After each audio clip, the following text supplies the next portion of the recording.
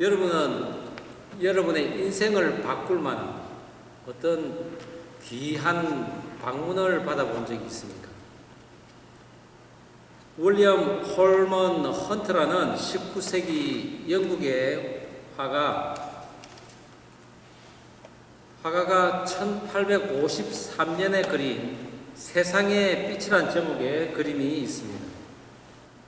볼지어다 내가 문 밖에 서서 두드리노니 누구든지 내 음성을 듣고 문을 열면 내가 그에게로 들어가 그와 더불어 먹고 그는 나와 더불어 먹으리라 라는 요한계시록 3장 20절 말씀의 영감을 받고 그린 그림입니다.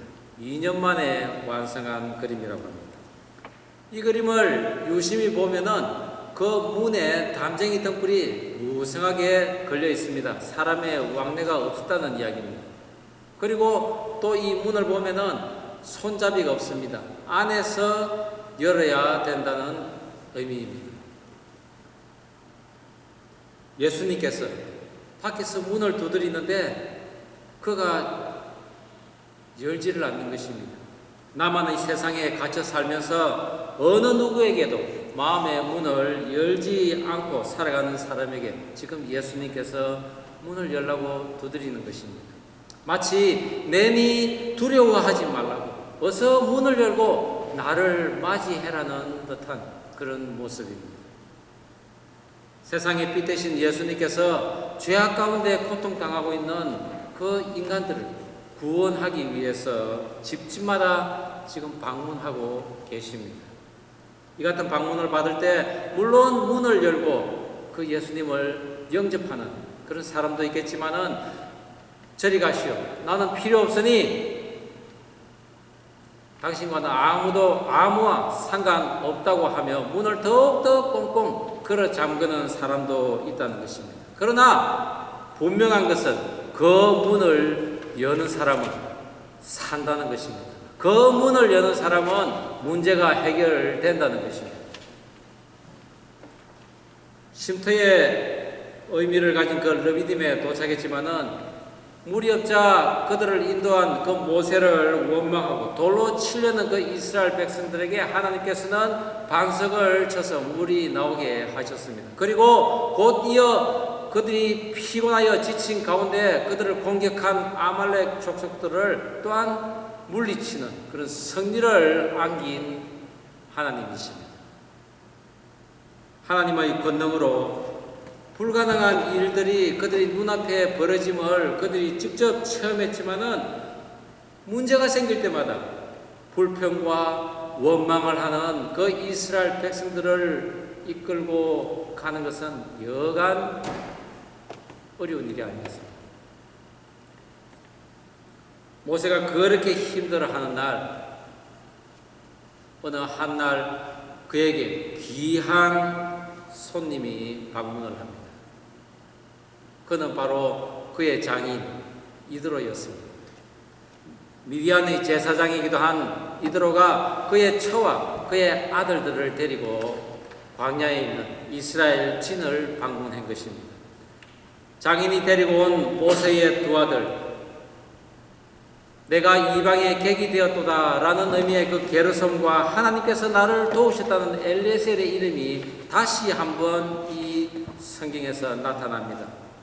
이것은 모세에게 그 아들을 보임으로써 무언가 느끼게 한다는 것입니다. 미디안 광야에서 양을 치던 때에 내가 이방인의 객이 되어서 이렇게 고생을 하고 도망자의 신세가 되었구나 하며 그 아들 이름을 게르솜이라고 지었습니다. 그러나 그 하나님께서는 너를 도우겠다는 그런 모습으로 또 그에게 임하셔서 둘째 아들을 엘리에셀이라는 하나님이 도우셨다는 그 이름을 짓게 한 것입니다. 그 아들을 보는 순간 지금 내가 이 이스라엘 백성으로 인해 광야에서 마치 이방인의 객과 같은 모습으로 지금 고생하고 있고 지쳐 힘들어하지만은 하나님께서 나를 도우셔서 이것을 이기게 할 거야. 힘이 나는 것입니다.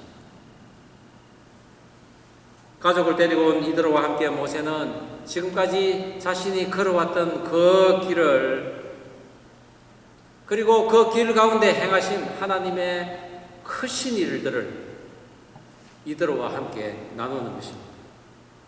그 소식을 전해 들은 이드로 그 자리에서 여호와 하나님과 같은 크신 신이 없도다라고 고백하며 하나님께 제사를 드리는 것입니다. 아마 밤늦도록 하나님에 대한 그 간증을 하였을 이드로가 다음날 아침 일찍 일어나 주위를 둘러봅니다. 그런데 저기 보니까 모세가 자리에 앉아서 하루 종일 길게 늘어선 그 백성들을 재판하고 있는 것입니다. 이게 무슨 일이냐? 그들이 하나님께 물으려고 내게 재판하러 왔나이다. 모세의 그 대답에 너가 이것은 이렇게 행하면 옳지 못하다, 선하지 못하다고 합니다. 그리고 지혜로운 방법을 가르쳐 주며 그 문제를 해결합니다. 그리고 1년 정도 머물다가 이드로는 자기 땅으로 돌아갔다고 성경은 마무리하고 있습니다. 저는 오늘 한 민족을 이끌고 광야길을 걷는 그 모세에게 찾아와 그와 함께 하나님을 찬송하고 찬양하면서 이스라엘 백성들을 지혜롭게 인도할 수 있는 그 방법을 가르쳐준 이드로의 그 방문을 통해 만약 나에게 귀한 어떤 사람이 찾아온다면 그에 대한 은혜는 과연 무엇인가 함께 나누고자 합니다. 이드로의 방문, 그 첫 번째는 함께 모여 하나님 앞에서 떡을 먹는다는 것입니다. 우리 본문 12절 다시 한번 한 목소리로 읽어보겠습니다. 시작. 모세의 장인 이드로가 번제물과 희생 제물들을 하나님께 가져오매 아론과 이스라엘 모든 장로가 와서 모세의 장인과 함께 하나님 앞에서 떡을 먹으니라. 함께 하나님 앞에서 떡을 먹는다는 것은 하나님께 제사를 드린다는 의미입니다. 그리고 하나님과 함께 잔치를 벌인다는 의미입니다. 모세의 장인 이드로는 이스라엘 장막에 도착하여서 자신이 누구인지 또 왜 왔는지 소상하게 지금 아뢰며 이 말을 전해달라고 합니다. 그 정도 되면은 내가 그냥 왔노라 라고 말을 전해달라고 하면 되는데 내가 그 모세의 아내와 아들들을 데리고 온 장인이라고 세세히 이야기한다는 것입니다. 이처럼 올바른 사람은 어디를 방문하든지 세세하게 그 온 목적과 이유를 분명히 밝힙니다. 그런데 그렇지 않은 부류가 있습니다. 어디서부터 왔는지, 왜 왔는지, 그리고 또 어디로 갈 것인지 이유가 불명확한 채 떠돌아다니는 그런 사람들, 다 정탐자요, 약탈자요, 그리고 그들을 대변하는 사단의 무리들인 것입니다. 장인인 이드로와 그리고 그의 처, 그리고 그의 아들이 왔다는 기별을 들은 모세는 달려나갑니다. 그리고 장인에게 절을 하고 이름을 맞추고 그리고 그들을 반갑게 맞이합니다.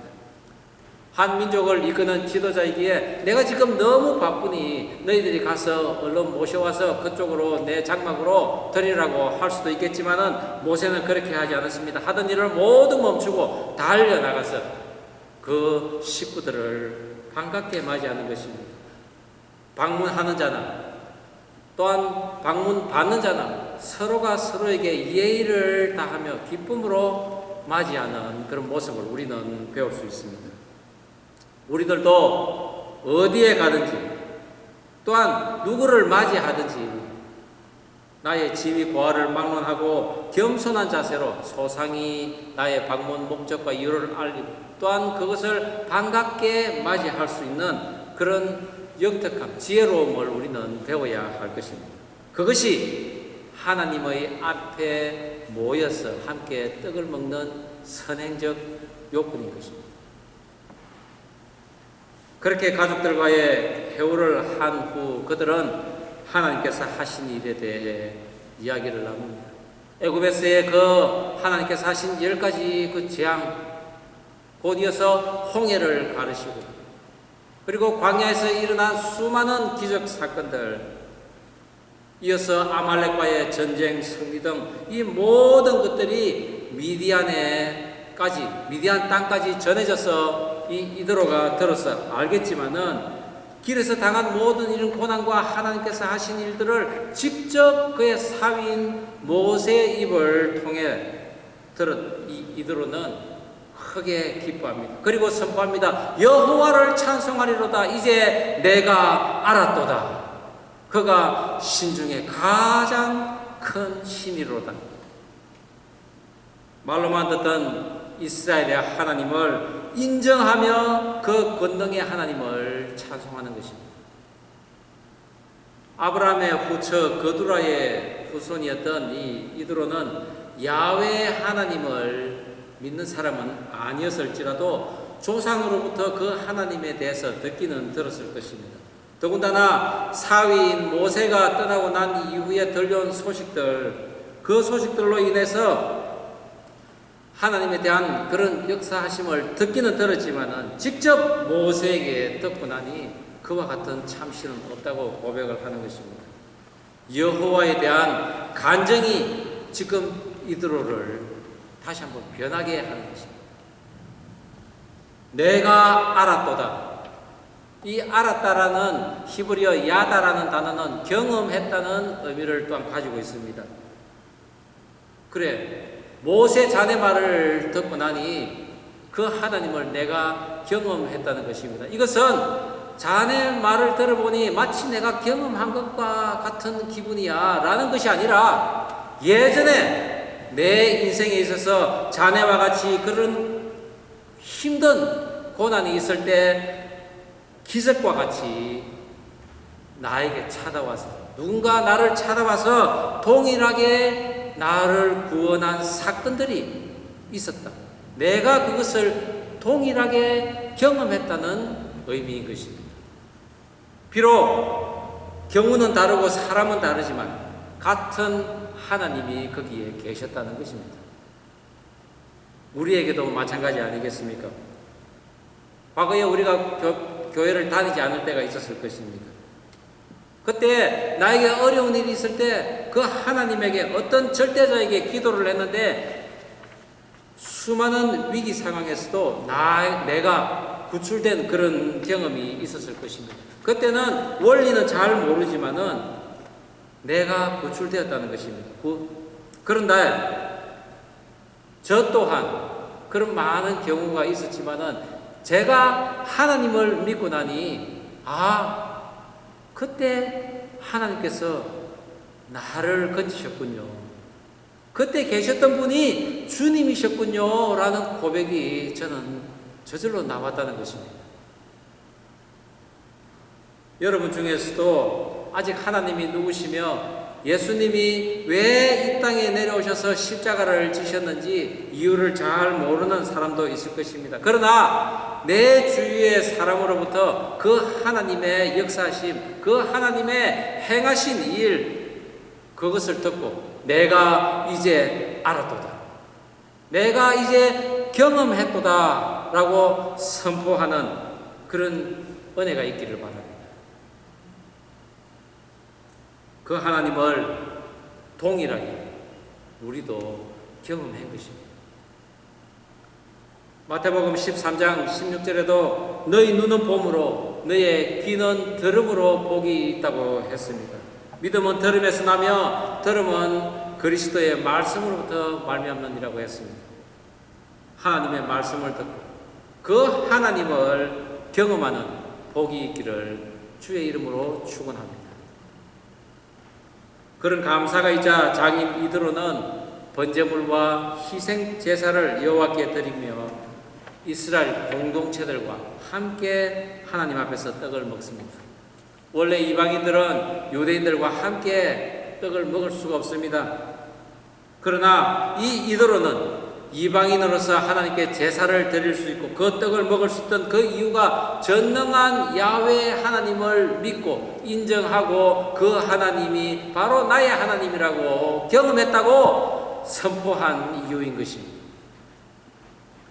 출애굽기 12장에도 보면은 출애굽하는 이스라엘 백성들에게 6월절의 음식에 대해서 누차 강조합니다. 거류인이나 타국 품꾼들은 이것을 함께 너희와 먹지 못하지만 그들이 할례를 받음으로써 먹을 수 있다고 했습니다. 하나님의 백성들은 함께 먹을 수 있다는 것입니다. 이처럼 이방인으로서 하나님의 구원에 이를 수 있다는 것을 알게 한 이 사건은 신약의 예수님을 나의 구주로 알고 경험했다는 뜻이죠. 그리고 그 예수님을 나의 입으로 시인할 때 구원에 이를 수 있다는 것을 예시한 사건이라는 것입니다. 그렇게 구원받은 자들은 함께 모여 떡을 떼는 기쁨과 감사가 있는 것입니다. 우리 지구촌 방주교회 성도 여러분들은 교회나 가정을 방문하는 모든 사람들과 담대하게 나눌 그 하나님의 기적 사건이 있기를 바랍니다. 또한 성도 간에도 우리가 식탁 교제와 그리고 많은 나눔 시간이 있습니다. 그 시간이 하나님을 경험했다는 그런 간증이 흘러 넘쳐야 할 것입니다. 그리할 때 날마다 누군가는 하나님을 새롭게 만나는 구원의 역사가 이 교회에서 일어날 줄 저는 믿습니다. 우리 모두가 그런 하나님의 경험하심, 그 하나님을 찬양하는 일들을 날마다 우리 생활에서 넘쳐나기를 주의 이름으로 축원합니다. 이도로의 방문 두 번째는 하나님이 함께 하시는 방침을 가르친다는 것입니다. 우리 본문 19절에서 그리고 20절 다시 한번 한 목소리로 읽어보겠습니다. 시작. 이제 내 말을 들으라. 내가 내게 방침을 가르치리니 하나님이 너와 함께 계실지로다. 너는 하나님 앞에서 그 백성을 위하여 그 사건들을 하나님께 가져오고 그들에게 율례와 법도를 가르쳐서 마땅히 갈 길과 할 일을 그들에게 보이고. 모세의 장인 이드로가 아침에 일찍 일어나 보니 온 백성이 길에 줄을 길게 서서 있는 것입니다. 그리고 모세가 재판을 하고 있습니다. 그것을 하루 종일 지켜본 이드로는 어찌하여 그대는 홀로 앉아있고 이 백성들은 서서 밤늦게까지 저렇게 피곤하게 서 있느냐고 묻습니다. 백성들이 하나님께 물으려고 왔는데 제가 지금 재판하고 있습니다 라고 합니다. 그런데 이드로는 그것이 선하지 못하다고 합니다. 그 일은 너무 내게 과중해서 너뿐만 아니라 백성들도 다 곤비케 된다는 것입니다. 당시에 이스라엘 백성들은 집단 주거 형태를 취하고 있었습니다. 그것도 최악의 주거지인 광야입니다. 그것은 아마도 지구 역사상 가장 최악의 인구 밀집 현상인지도 모릅니다. 그런데 그것이 아주 중요한 포인트입니다. 수많은 사건 사고가 거기서 일어난다는 것입니다. 인구 밀도 측정 방법 중에 부양 능력이 경제성에 비례하는지에 대해서 조사하는 것이 가장 적합한 인구 밀도 측정 방법이라는 것이죠. 즉 사람이 모이되 다양한 직업군으로서 다양한 일을 하는 사람들이 사는가 하는 것입니다. 그것은 곧 이스라엘 백성들은 지금 예전에는 모두가 노예 출신이었습니다.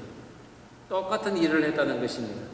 전문화된 직업의식조차 잊지 않고 그저 짐승 먹이를 구하는 데 수고를 좀 했을 것입니다. 그리고 매일 날마다 내리는 그 만나를 아침마다 거두는 수고입니다. 또한 장막을 치고 걷고 이 광야에서 저 광야로 옮겨 다니는 그런 수고를 했던 밀집 군단들입니다. 잔인한 그 감독 하에 종일 노동에 시달리며 쉼없는 그런 노예의 삶을 살다가 갑자기 한가해지고 그리고 너무나 좁은 공간에서 살고 있던 이 이스라엘 백성들에게 자연히 수많은 사건 사고들이 일어납니다. 그로 인해서 소송 사건이 일어나는 것이죠. 존 칼훈이라는 심리학자가 있는데 그는 인구 밀도가 주는 그 스트레스에 반응을 연구한 사람입니다. 그리하여 인간과 생활 양식이 비슷한 쥐를 통해서 그는 연구를 했는데, 맨 처음에는 넓은 공간에 최고의 시설과 충분한 양식을 공급했습니다. 그런데 이 쥐들이 너무나 평안한 것입니다. 그래서 그들은 이 쥐들을 지상 천국의 쥐들이라고 불렀습니다. 처음에는 무척 건강하고 활달하고 그리고 질서 있게 잘 지냅니다. 왕성한 출산력도 보입니다. 그런데 어느 한계에 이르자 개체수가 점점 번식하며 많아집니다. 그리하여 좁아진 그 공간에서 이상 행동이 지금 보이기 시작하는 것입니다. 양육을 포기하는 암컷이 생기고, 한 암컷에 수많은 수컷들이 관계하고, 평소에는 매우 얌전하던 그 쥐가 난폭해지기 시작합니다. 상대방 쥐를 물어뜯고, 그리고 공격을 합니다. 그리고 어떤 쥐는 구석에 틀어박혀서 좀채 움직이지를 않습니다. 자기가 잠자고 있는 그 보금자리를 치우거나 어떤 배설물, 이런 음식 찌꺼기를 치우려 하지 않습니다. 그대로 내버려 둡니다. 심지어는 다른 쥐를 죽이기까지 하는 쥐가 생겼다는 것입니다. 이런 무리가 꾸준히 늘어나면서 마침내 그 군집이 무너지는 결과가 나타났다고 합니다. 오늘 이스라엘 백성들이 바로 이런 제한된 공간 안에서 집단 수용을 받는 듯한 그런 모습으로 살다가 결국은 수많은 사건, 사고가 발생되는 것입니다. 날마다 하늘로부터 만나는 충분히 내려지고 있지만 제한된 지역에서 살아가야 됩니다. 그리고 딱히 서로 분리된 그런 직업이 없습니다. 인구 밀도는 최악이고 삭막한 광야에서 갇혀 살아야만 했습니다. 거기다가 하나님의 계명과 율법을 지키기는 너무나 또한 중한 삶이라고 그들은 생각했습니다. 아마도 지들이 보인 것처럼 난폭해지고 사나워지고, 그래서 매일 사건 사고가 일어나 그것을 모세에게 들고 왔지 않나 생각됩니다. 장인 이드로는 모세와 달리 사막을 옮겨 다니며 무리를 지어 사는 그 족속이었습니다. 그는 사막 경험을 먼저 한 어른들입니다. 그래서 모세가 애굽에서 생활한 그 40년의 세월을 그것하고는 전혀 달랐던 것입니다. 모세가 어떤 삶을 살았습니까? 왕자의 삶을 살았습니다. 자연히 그는 백성들이 그 바로 앞에 와서 무릎 꿇고 재판받는 그 광경을 보았을 것입니다. 그것은 어쩌면 모세가 가장 잘하는 일인지도 모릅니다. 40년 동안 어려서부터 그것을 봐왔기 때문입니다. 그래, 남들을 재판하는 것이 내가 제일 잘하는 일이야, 내 전공이야, 그래 생각하지 않았겠습니까? 그러나 여러분, 자기 전공에서, 자기가 제일 잘한다는 것에서 미끄러질 수 있다는 것을 명심하시기 바랍니다. 왕은 앉았고 백성은 서 있는 이 모습, 마치 애굽의 재판 그 모습을 보는 것 같습니다. 모세는 앉았고 많은 백성들은 길게 줄을 서서 그 뜨거운 태양 아래서 하루 종일 서 있는 것입니다. 이드로가 이야기합니다. 너나 백성들이 모두 쇠하여 지쳐버릴 것이라고 합니다. 이 기력이 쇠하다는 나벨이라는 단어는 시들고 떨어지다라는 의미를 가지고 있습니다.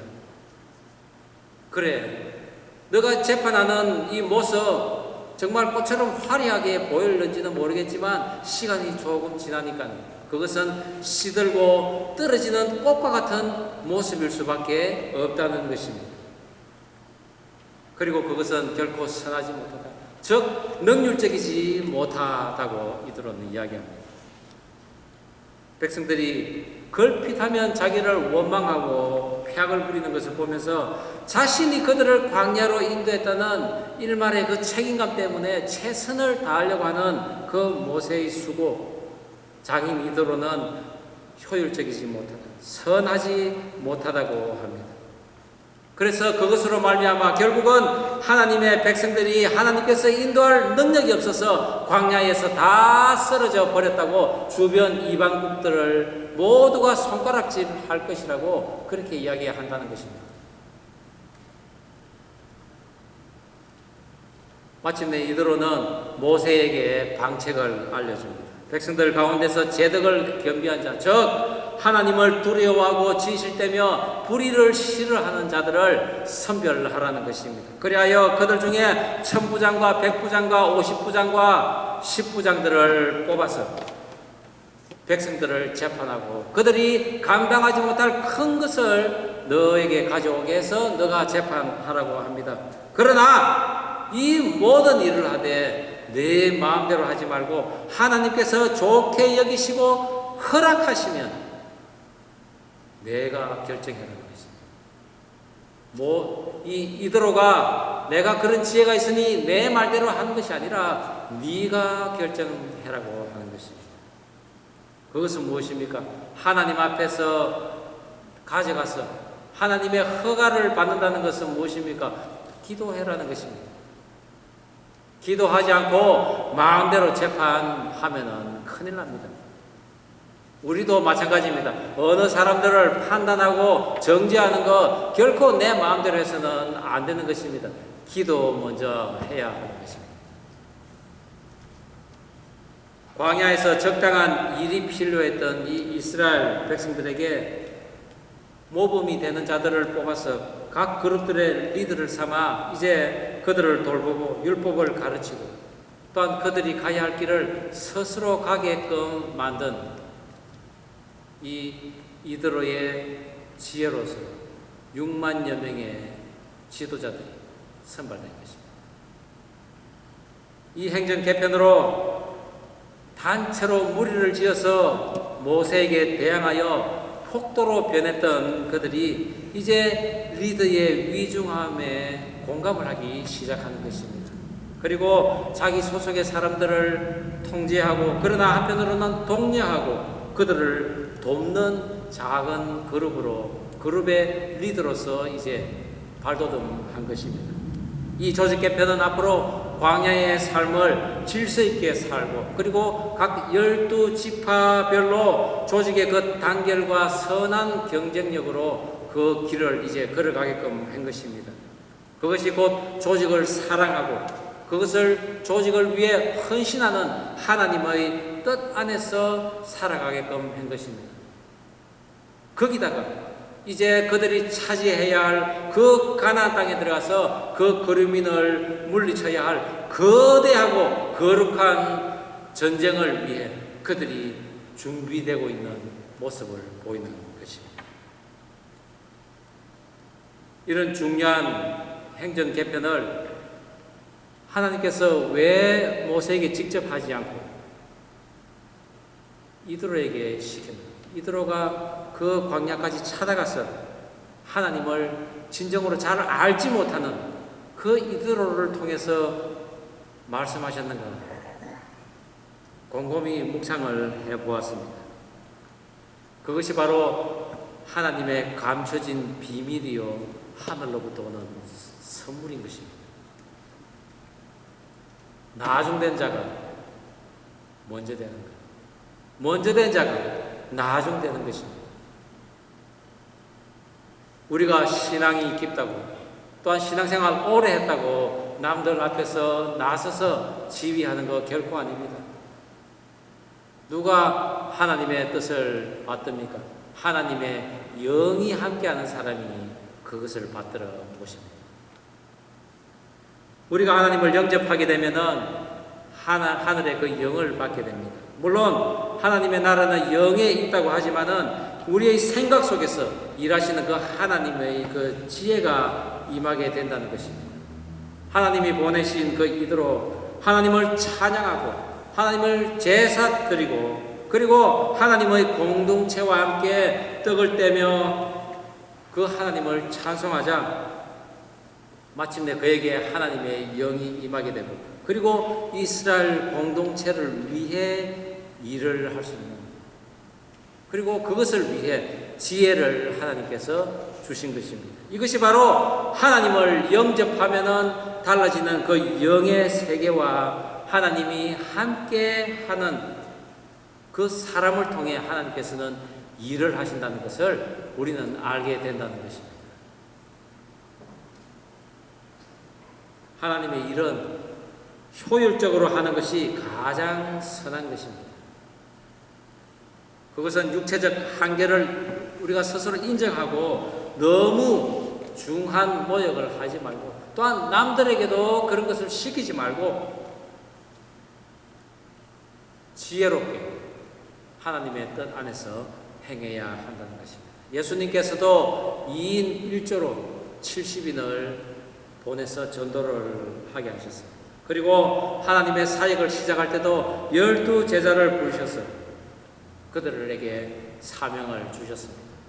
또한 창세기 1장 26절에서와 같이 창조 사역 시에도 삼위 하나님께서 함께 계셨습니다.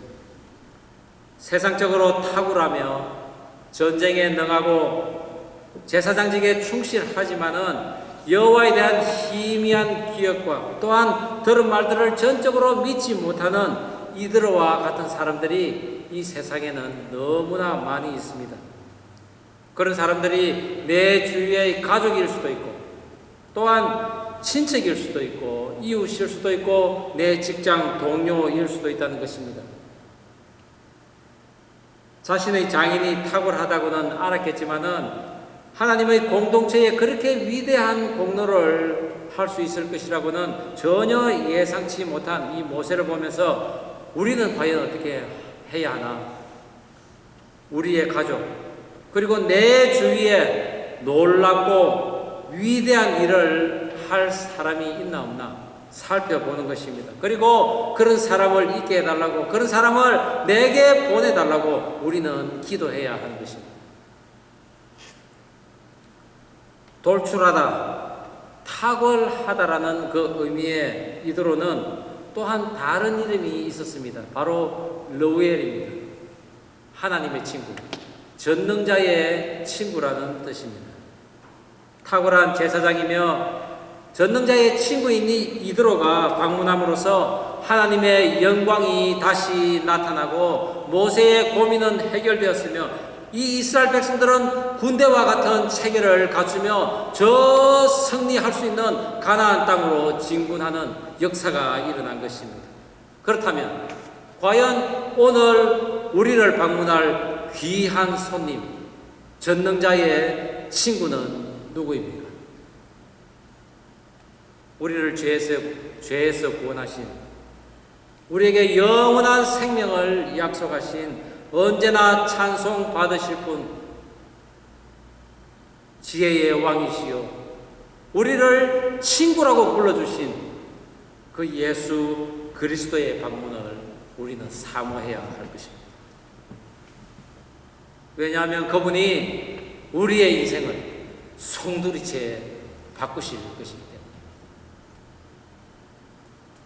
그분이 우리를 방문하여 문을 두드릴 때 그 문을 즉시 열고 그분을 영접하여서 그분과 더불어 먹는 복된 삶을 살기를 주의 이름으로 축원합니다. 기도하시겠습니다. 우리 이 시간 함께 기도하면 좋겠습니다. 그렇습니다. 우리가 이 세상 살아가면서 언제 어디서나 그 하나님을 경험하게 하여 주옵소서. 그 하나님을 우리가 자랑하며 그 하나님 하신 일을, 그 간증을 늘 우리의 삶에서 있게 하여 주옵소서. 우리가 기도하면 좋겠습니다. 그래야 그 모든 하나님의 백성들이 함께 떡을 떼는 그런 기쁨과 감사가 또한 있기를 원한다고.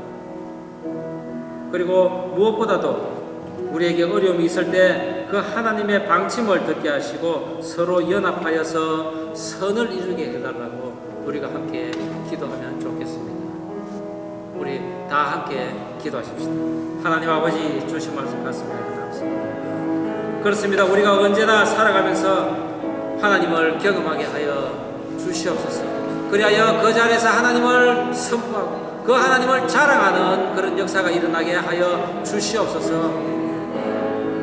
우리가 그 하나님의 간정이 넘쳐날 때 그 하나님을 나도 경험했다는 새로운 또한 우리 하나님의 백성이 그곳에서 나오기를 우리가 소원하오니 주님 그곳에서 역사하여 주시옵소서. 우리가 세상 살아가면서 어렵고 힘든 일이 있을 수 있습니다. 그러나 그곳에서 하나님께서 주신 그 귀한 지혜로서 우리가 이겨나갈 수 있도록 도와주시옵소서. 그리하여 승리하여 그곳에서 하나님이 함께 하셨다는 그런 선포가 있게 하여 주시옵소서. 하나님 아버지 주신 말씀 가슴에 담습니다. 우리가 살아가면서 언제 어디서나 그 하나님을 경험하게 하옵소서. 하나님 하신 일에 대한 그 간정이 늘 우리 삶에서 넘쳐나게 하여 주시옵소서. 그리하여 우리가 모인 곳에는 언제나 하나님에 대한 찬송이 넘쳐나고 그리고 하나님의 영광을 드러내며 함께 떡을 먹는 기쁨과 감사가 있게 하여 주시옵소서. 우리가 살아가는 동안 주변의 사람들을 통해서 또한 하나님이 보내주신 사람을 통해서 하나님의 방침을 듣게 하시고 서로 연합하여 선을 이루어가는 그런 삶을 살게 하여 주옵소서. 우리를 친구라고 부르신 그 예수님의 방문이 있을 때 적시 닫혔던 나의 마음의 문을 열고 그분을 영접함으로써 구원받는 그런 기쁨, 영원한 생명의 주심, 그 감사가 있는 삶을 살게 하여 주시옵소서. 감사드리오며 예수님 이름으로 기도드립니다. 아멘.